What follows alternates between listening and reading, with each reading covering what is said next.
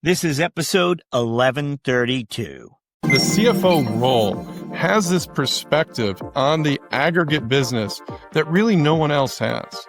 You know, the engineering team, the go-to-market team, sales and marketing, the product teams, and really even the CEO won't have the vantage point that you will have and the stewardship that you have the responsibility to maintain in scaling that business.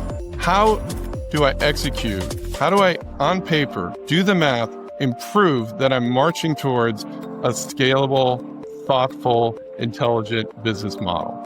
And a lot of that revolves around unit economics and understanding the business, the allocation of scarce resources across all the demands of the departments in your organization.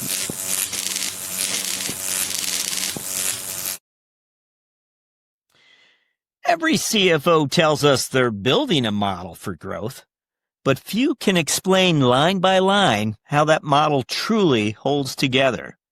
Steve Sutter can. Over 2 decades and 5 CFO tours, he's learned that scale isn't magic. It's math, discipline, and the courage to call failure by its name. At Celigo, Steve's applying that logic to an automation platform built for a world drowning in disconnected systems and untested AI promises. Our talk with CFO Steve Sutter begins after this.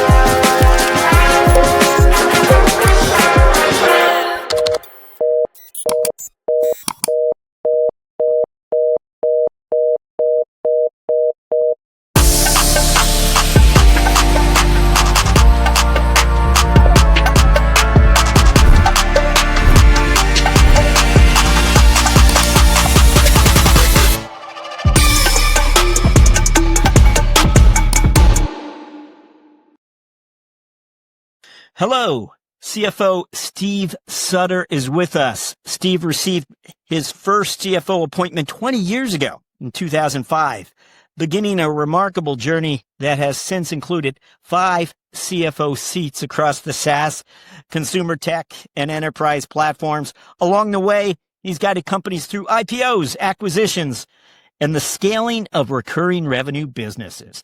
Today, as CFO of Celigo, Steve is steering finance for a fast-moving player in the integration platform as a service space, the iPaaS realm. Steve, welcome. Thanks, Jack. Very excited to be here today.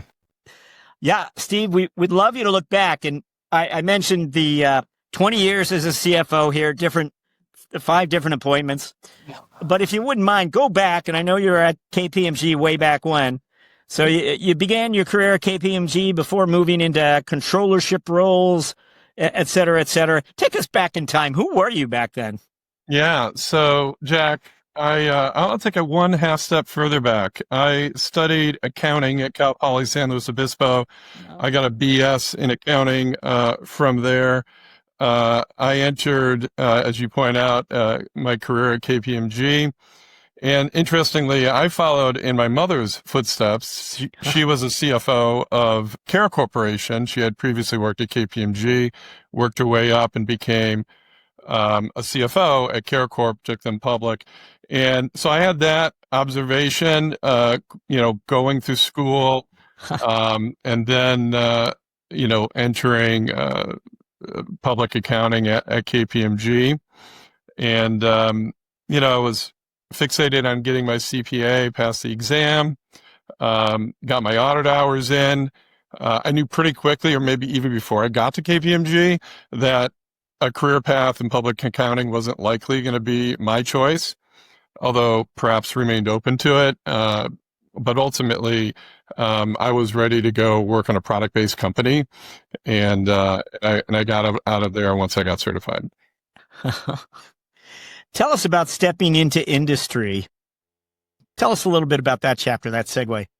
Yeah, so I jumped into some larger public companies. They're actually not on the LinkedIn profile. I worked with a company, this will date me for sure, Tandem Computers, and Adaptec. These are both public companies in the early 90s. I was, an entry-level accountant. I handled consolidations and managed a GL and, observed how the accounting function was running. I remember doing consolidations for Adaptec, and they had just adopted email as a standard back then. And I received our consolidated or my subsidiaries' financial statements from Germany on a fax machine and handwritten. And it's a funny anecdote because I remember, and I'm a pretty junior accountant, getting the German accountant on the line. It was an outsourced accounting firm, and I was like, hey, you really should be doing this on a computer and emailing me the GL. I can't even read your handwriting. And he's like, hey, I've been doing it this way for 5 years. And I said, next month, it's going to be my way. And right out of the gate, started, influencing and they did. And he got a computer and he started to submit it, and then I was like, okay, there's an attachment to an email. We can download this and et cetera. And so those are some of the early days in industry. You do move into more senior roles, and you were a VP of finance at one of the companies, maybe more, before stepping into your first CFO seat. What shifted for you in that transition from sort of senior finance leader to the top spot? Well, so maturing to the controllership, right, was the first step. And that was coming out of these larger companies. I came to Centric Software as a controller, and this was my first early stage company. And really what I was looking for, what I didn't find in these larger public companies was the breadth of duties, right? I didn't want to just do consolidations. I wanted to get my hands dirty in the business. And in an earlier stage company, you get that opportunity to do that. And I think this is foundational becoming a CFO. You've got to have experience doing different things. And whether it's helping hire, establish subsidiaries, making sure there's reasonable capitalization, handling the banking relationship, the legal relationships. And those are things I got to do as a controller and broaden my skill set and build a foundation to ultimately, elevate that in next steps. Along the way, I mean, what was your exposure perhaps to CFOs? I mean, when did you first feel like you were learning from a CFO? Yeah. Great question. And finding the right CFO to pair with, I think, is really important as a controller. I was thinking about that. When I went to Centric, I worked with an MBA, financial analyst, CFO, who had nominal depth in accounting, working knowledge, of course. But I was a really good complement to him. I'm a CPA. I've got this accounting experience, and we worked really well together. And that was a very productive relationship. Another example was InSilicon. InSilicon was a subsidiary of Phoenix Technologies, and I went there. Was recruited by the InSilicon CFO because they were spinning out of Phoenix and they were going to do an IPO, and I was looking for that IPO experience. He was a very technical CPA, and I was a technical CPA, and I would say in that relationship, it wasn't as productive. I didn't learn as much. There was a bit of friction there. We got InSilicon spun out of Phoenix, and somewhere on an S1 is my name back in the day. And then soon after, though, after we got it public, it wasn't a good fit for me. But I did get that experience, and then I moved on. No one's ever shared that before with us, as far as I recall. To be able to match yourself with a CFO that needs your expertise and in fact you can learn from. So that's a interesting way to do it. We want to learn about Celigo, but at the same time, you've had 5 CFO appointments and we're fascinated by each of these over the last 20 years. We're wondering, and of course, Celigo is the latest one. So there were 4 before this one, if I have my math correct. First, is there something they had in common or were they quite different types of companies? They were, and what I will say is, as my progression, you'll see Netfish on there, and I didn't have the CFO title, but I entered Netfish. There was no CFO. He had quit. There was no controller. They had quit. Yet this was a very exciting technology company that raised a fair amount of capital, had good revenue, and they needed finance leadership. And so one of the things I would say is I've never been caught up on the title or even, frankly, the compensation. It was more about the opportunity. And Netfish was pivotal because when I got to Netfish, there was a huge hole there. And I was a perfect person to tackle that. I got to do a lot of different things. I got them patched up, very hot category. And we were able to fairly quickly get that organization in shape and ready to be sold. It was acquired by Iona Technologies. It was the first real quality exit that I had overseen as a leader, a finance leader. And when I finished that exercise, that's when I knew I could be a CFO. Finishing up at Netfish. And in fact, the very next gig, there was Valdero for a few years. And I want to mention Valdero because the other important thing I would say as you're managing your career is those relationships you're building along the way. Valdero founders, I connected with Vinny Jain in particular, one of the 4 founders there. And ultimately, while Valdero failed as a private company, we sold it off and had some return, but really didn't achieve the goal we had set out to do. But worked really hard to do that and establish key relationships that we'll circle back to a little bit later in my career. And I would just encourage people, as you're putting that energy forth and investing in the company as a senior finance leader, you're gonna build relationships because you're really going to war. These are tough jobs. And when you build and forge those relationships with really strong, creative type people, they progress in their career and things circle back, and you'll see that here in a little bit. The board member at Valdero, Ray Lane of Kleiner Perkins, and I developed and forged a good relationship after Valdero. He introduced me to Fabio Rosati at Elance, and followed that. And that was my first actual CFO title, was at Elance. Very interesting. Yeah. So the networking piece of this is so interesting. I was intrigued when you talked about that exit that involved a large transaction there. How after completing that, you knew you were up for a CFO role, or you knew you were capable of stepping into one. And by that, I think you mean the whole conversation there. You were involved with board members asking hard questions. You were a lot of people turning to you to answer those questions. How am I doing it? I mean, what is the experience that you're really talking about there? Yeah, and you're right? Because they didn't have they had to get an audit done in order for this public company, Iona, to acquire this private company. Then they hadn't got the audit done, which is why the CFO and controller had turned over.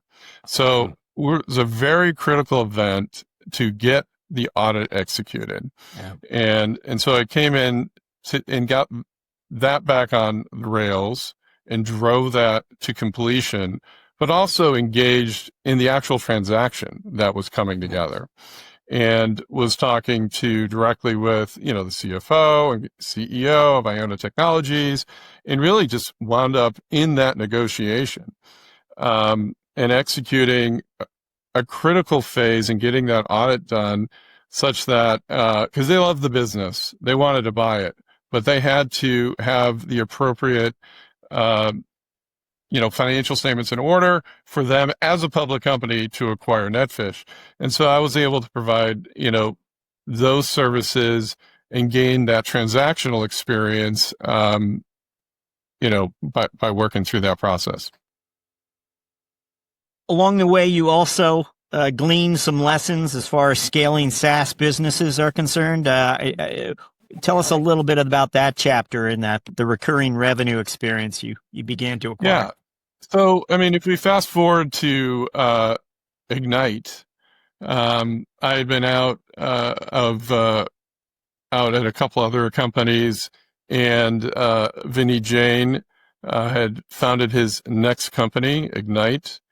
I had been speaking with him and maintaining that relationship, and he got to a certain scale of around 10 million, 12 million in ARR.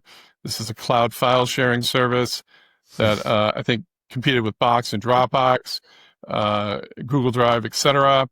And he gave me a call, and I was excited about that opportunity and moved in. And because I knew the founding team, I had an established relationship, and they had a really interesting business, predominantly in the SMB category, and we're looking to scale within SMB, but also to move the business into the mid-market and perhaps into the early enterprise.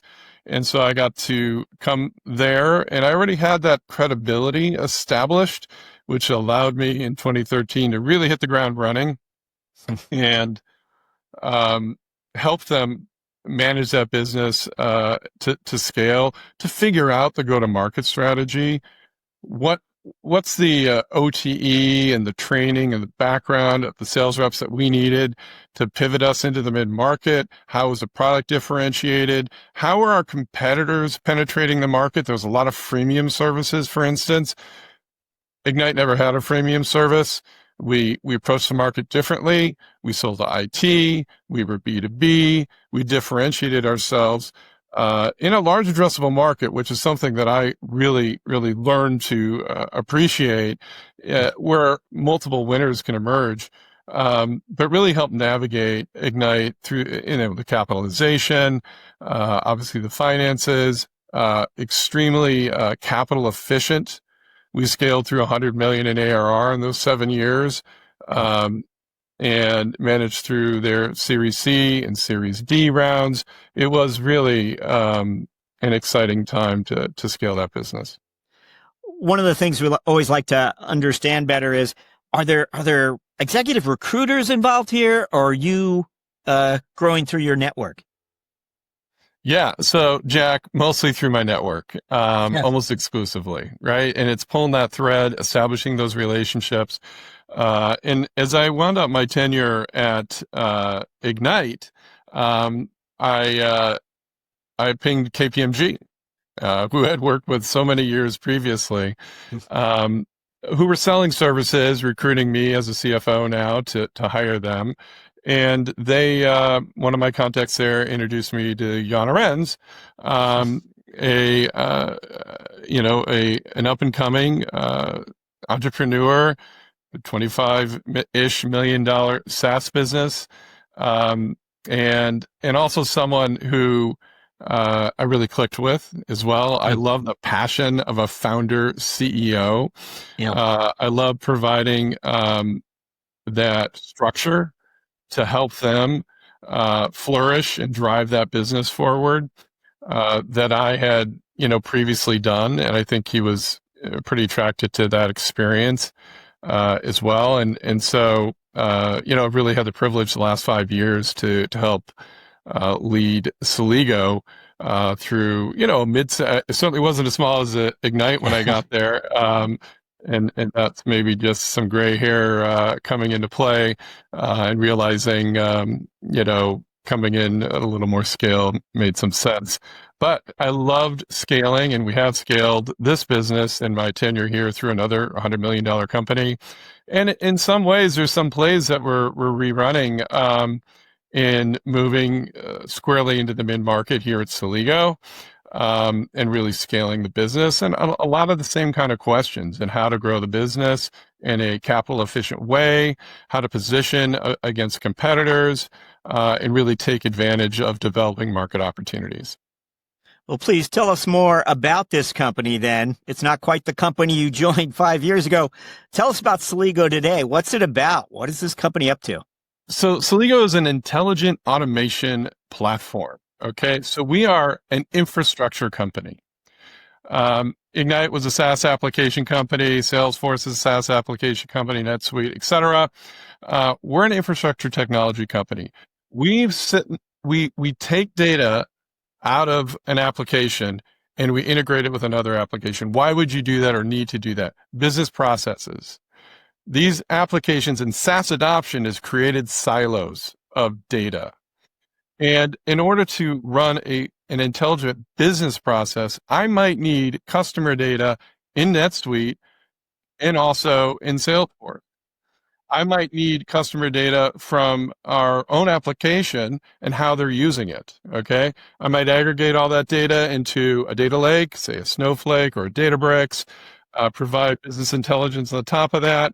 And Celigo is the infrastructure, the piping, the plumbing that allows us to connect all these disparate endpoints, cloud applications, databases, EDI partners. We can connect to it all. And in doing so, you can create very sophisticated, simple or sophisticated business processes along the way. Looking at your 5 years, we're curious to learn what were the financial priorities that underpinned the growth over that period. So, Jack, what you have to do is you, as a CFO in a company that's figuring out its how to scale, is you have to ultimately build a sustainable business model, right? And a lot of that revolves around unit economics and understanding the business, the allocation of scarce resources across all the demands of the departments in your organization. And that's the CFO role has this perspective on the aggregate business that really no one else has. You know, the engineering team, the go-to-market team, sales and marketing, the product teams, and really even the CEO won't have the vantage point that you will have and the stewardship that you have the responsibility to maintain in scaling that business. How do I execute? How do I, on paper, do the math, and prove that I'm marching towards a scalable, thoughtful, intelligent business model? Want to know, you've been in private and public companies. How, this being a privately held company, how has that sort of shaped your strategy or your approach to long-term strategy? In terms of long-term strategy, you have to, so when you're executing towards a business model that makes sense, you're going to realize that I need to invest in sales and marketing, maybe at an excessive rate for some duration to establish traction. But you need to know ultimately what's the efficient go-to-market strategy look like. And you need to be planting seeds with your CMO and your CRO about where they need to take it, right? So, hey, we can hire maybe a new class of sales rep and a new OTE, but I'm coaching my CRO to keep in mind, for instance, the quota-to-OTE ratio, right? Because if it can maintain an intelligent ratio, oh, you want to pay your sales rep more, that's fine, because we needed people who have more depth and experience in the sales motion. But that maybe means higher ASPs leading to higher quotas, and that ratio of quota to OTE, on target earnings, is something that I'm establishing with the CRO as we explore enhanced go-to-market strategies within the teams that support that. The ratio of sales engineers to sales reps. the various streams that we're building our pipeline through, and the unit economics for each of those streams, with our CMO, and planting those seeds such that you've established the path to where you're going to get the business to, and that makes it sustainable, and that makes it profitable. And then you can start to fine tune. But in particular, I would say, as you're scaling through 100 million, you're going to make a lot of mistakes. You're going to have to place some bets. You're going to have to figure it out. One of the things I would, I try to remind myself is, acknowledge failure, right? Because as soon as you've acknowledged failure, you can move on to something that will likely be successful. Okay. And so keeping that in mind with all of these initiatives, that didn't work. Okay, we're going to move on. We're going to shut that down, and we're going to move on to the next possible solution that's going to scale for us. So acknowledging failure is something that I like to keep in mind, and as we march towards a logical business model. I've seen the number 4,000 customer base globally. Is that still accurate? And if so, I mean, what was an opportunity 5 years ago versus what's a customer opportunity today? I mean, how has that sort of been defined differently? So we have over 4,000 customers today and counting. As you think about business processes, and if you think about AI in particular, and how to bring maybe agentic AI into various workflows, it can be quite intimidating to envision how to do that, in particular as a mid-market company, with maybe not as many allocated resources to your IT team. And so Celigo sits in this position where we can execute the very simple business processes to give you access to your data, that you perform analysis, but then you can do things more sophisticated. If you have a license to an LLM, we can integrate that directly into Celigo. Celigo has over 1,000 endpoint connectors in its application today. So if you think about customers, to get back to your question, this is the perfect land and expand go-to-market strategy, because we can resolve perhaps a line of business unique pain point in the short term. And then if we really can get the ear of IT organization, we can show them incremental use cases, and they can build and connect more and more endpoints, and they can start to think about agentic support of their business processes.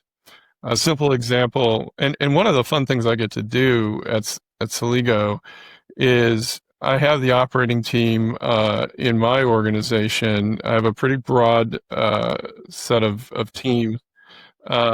We get to implement our own platform, our own champagne. We drink it here quite a bit, and we think about how to improve our own business processes, leveraging our own application, and really be a customer zero, that we can then take that to our customers or our field sales organization and show them what we're doing. And right now we're really having a really exciting time doing that. So for instance, we use Coupa for our expense management. Right now, one of the things, we have fairly laborious process of expense report management, expense policy, receipts. Today or historically, you can capture a lot of that in Coupa, but you also need to verify it, right? And right now, the verification is a fairly manual process, or it was, until we implemented a agentic workflow. And so now we suck all the receipts and information of an individual's expense report into integrator.io. We push that through an LLM. The LLM is reading our expense policy and it's applying that policy, and I can change that policy. It's a Word document. I can make a change, and it reads the updated policy, and makes it very simple for you to manage. Now, once it's read that policy, it's going to read the receipts. It's going to OCR and scan the receipts, and it's going to apply the logic of the policy against the receipts and render an output that says, yeah, this one qualifies, should fly through this process. This one doesn't qualify, needs to go through further approval cycles, and push that back into Coupa.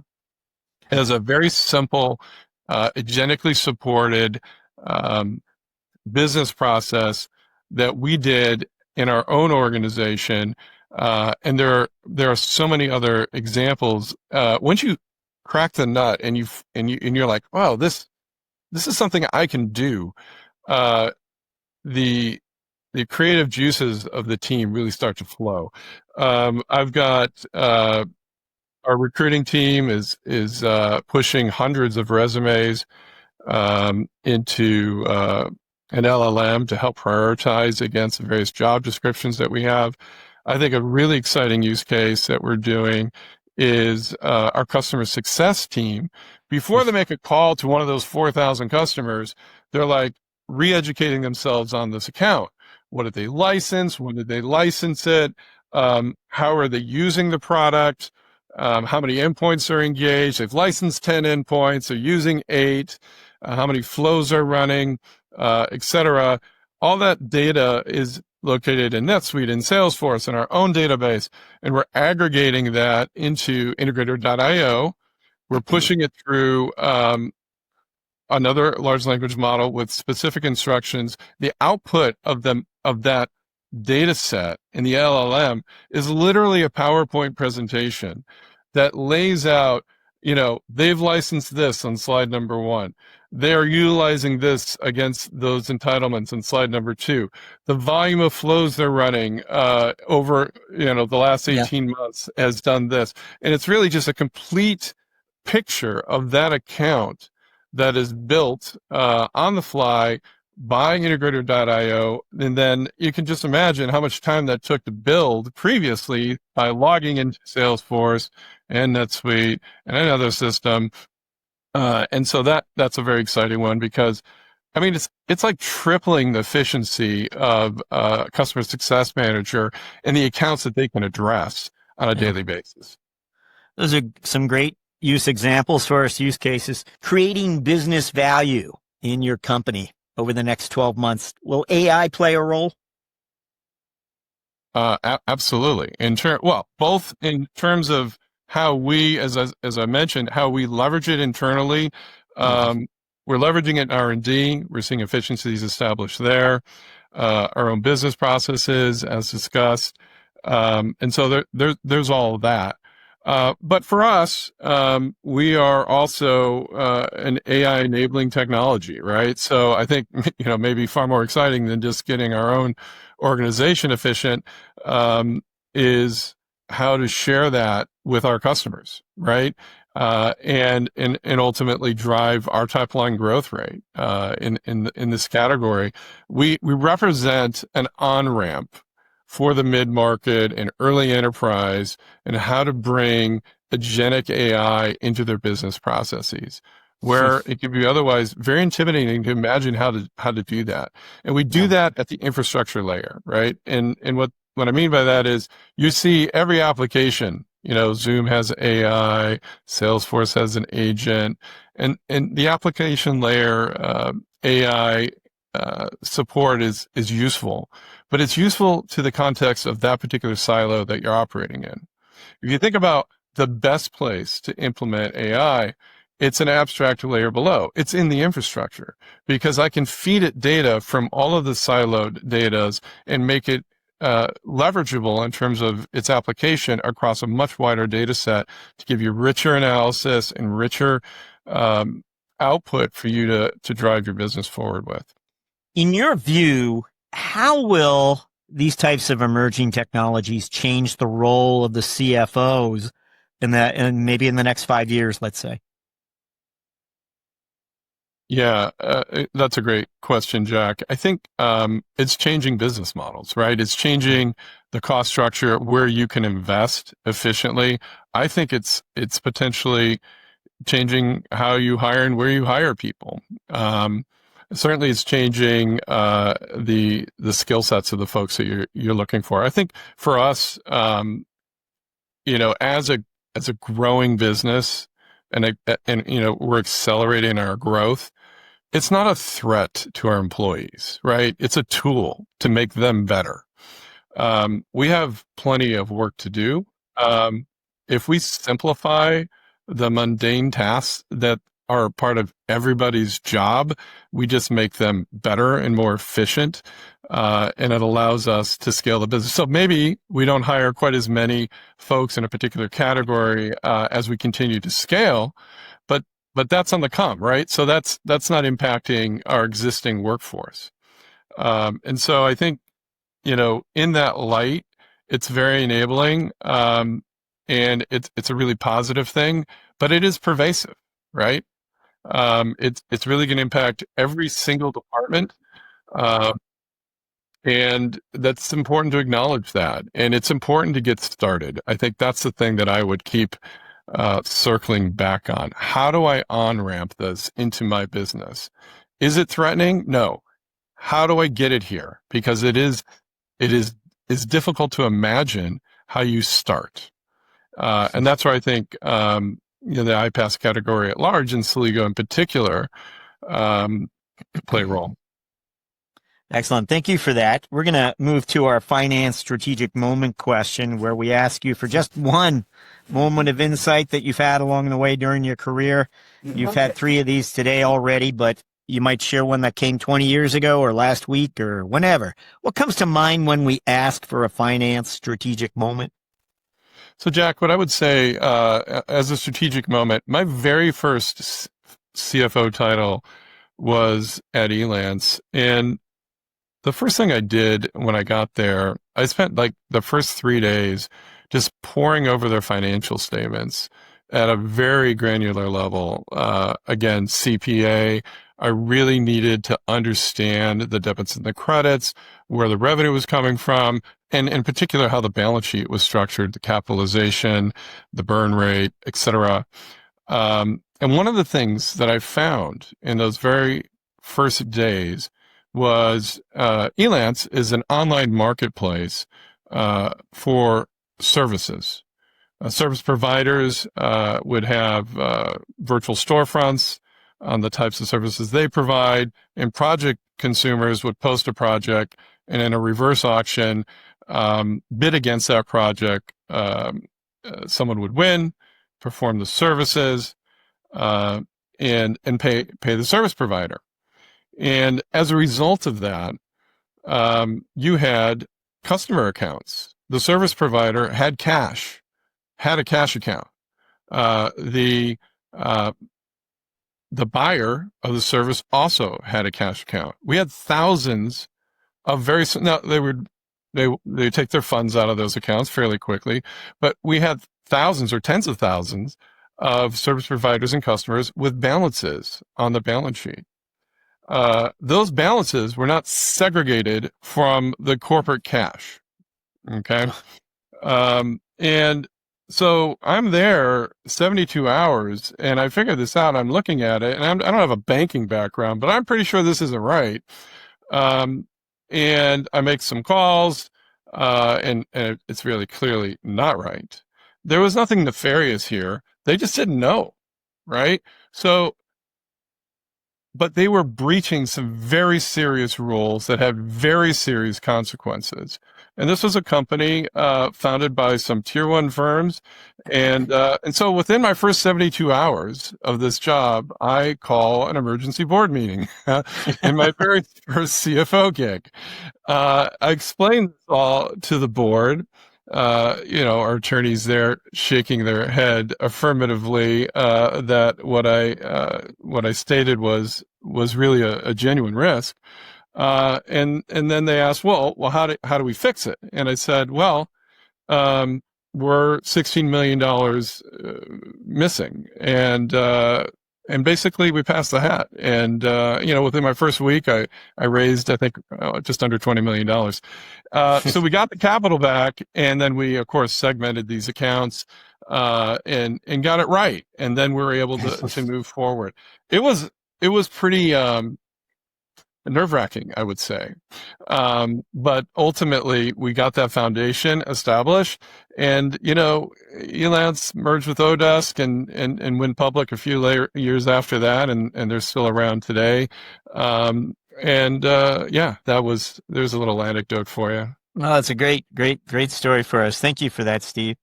Actually, we always like to, for someone like yourself, who's partnered with quite a few founders, let's say CEO founders, would that be accurate?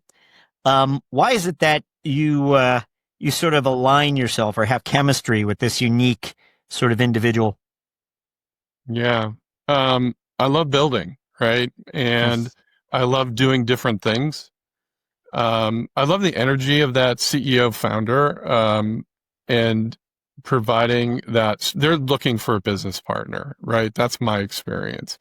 And they're looking for someone who'll tell them no, right? Frequently I've found, these leaders kind of on an island where they've hired folks who they're very strong-willed, they have strong opinions, they're extremely confident, and they can pretend that they know something that maybe they don't really know. And they're looking for someone to challenge them and keep them headed in the right direction in particular areas that they're not that familiar with. And accounting and finance are good examples of that. Legal as well, even HR. And so providing that structure, and building that relationship that you can say no, and not cause a problem. And I think that there is a certain amount of fearlessness you got to have in these roles. You've got to put it on the line sometimes. And at the end of the day, that's exciting. And I've enjoyed that. It's risky. Jack, I've been fired twice in my career. It happens. And you move on. But I've enjoyed that. It's really kind of been the cornerstone of my career is finding that entrepreneur and partnering with them, and building. And sometimes with really good outcomes and sometimes not so much. I'd be willing to bet that similarly, you've been approached, and there were other matches that you said, no, I don't think this is, we're a good pairing. Was that ever a reality for you, or there were jobs certainly that came your way? Yeah. Yeah, no, certainly there are fits that don't work. And I think, as I progressed in my career, I got smarter about, the business at large, right? So I'm evaluating the CEO, and if it's someone who has the character and drive and energy that I can partner well with, but also are they tilting at something that makes sense to me, right? I've seen. So I like to work with a company that has a large addressable market. I'm not afraid of competitors where we know there will be multiple winners, and there's a way to differentiate your product against a competitive landscape in an intelligent way and carve out your business. We did that at Elance very effectively. We did that at Ignite very effectively, and we're doing that here at Celigo as well. We always like to ask if there's a book selection or a resource, something that's influenced your thinking along the way. And again, might not be a book, but something that you've relied on. Jack, so a couple of maybe books and maybe one movie that I enjoy in thinking in the context of being a CFO or being in business. Recently read a book called Sapiens. And this is the journey of humanity, and how they think and how they've evolved. And it's a really good book. It talks about economic development, and I highly recommend it. The other book that I read so many years back that I still think about is Atlas Shrugged, by Ayn Rand. Ayn Rand. Yeah. And then of course there's a movie that I love called The Devil Wears Prada, which is a fantastic story of business. And the Cerulean speech delivered by Meryl Streep in there is one of my favorite 2 minutes of movies. And yeah, she just retired, Ann Wintour. Great selections for us. That's really funny about Prada. It's not what I expected, but that's a guilty pleasure, perhaps. Hey, we need your priorities, and I'm sorry we're running long, as a CFO for the coming 12 months, just to wrap up with. What would those be, your CFO priorities for the coming 12 months? So we're executing on our 2026 operating plan presently, and we've got a really exciting opportunity to leverage the current wave of adoption of AI. And so that means for us, and I would say there's ebbs and flows in how capital efficient you are. Celigo has been a cash flow positive company for a number of years now. We've got a really exciting opportunity to invest in, and I'd say we're hiring pretty aggressively. So really, and as mentioned before, being mindful of the business model. Hey, so we're going to make investments here, become a bit more inefficient for a return, right? There's an expected result from that. And if we don't see that emerge, then we make an adjustment, et cetera. So we've got a real strong opportunity to execute against here as we move more into the mainstream mid-market and into the early enterprise with the AI wind and that story and the anecdotes there in terms of creating value, I think is a really big opportunity. And Jack, for the listeners, if any of them are struggling with how do I on-ramp AI into their business processes, I'd encourage them to check Celigo out at celigo.com. And I would love to also get an email inquiry. I'd happy to route it to the right people. You can reach me at steve.sutter@celigo.com. Happy to talk about what you're trying to do, or just in general, how you're thinking about it, and pair you to the right people internally here to further that conversation. That's a generous offer, Steve. Thank you for that. Great way to wrap up with Steve Sutter, CFO of Celigo. Thank you for joining us on CFO Thought Leader. Thanks, Jack. It's been a pleasure.